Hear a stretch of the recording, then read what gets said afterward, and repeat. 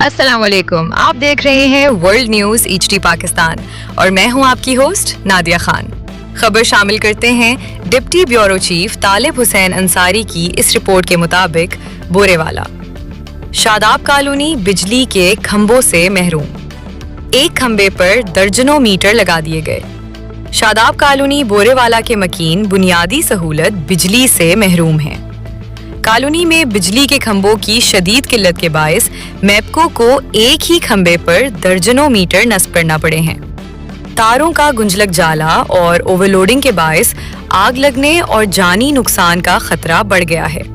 तस्वीर में देखा जा सकता है कि कॉलोनी के कई हिस्सों में खंबे मौजूद ही नहीं, जिसकी वजह से तारें दरख्तों और बांसों के जरिए घर तक पहुंचाई जा रही हैं।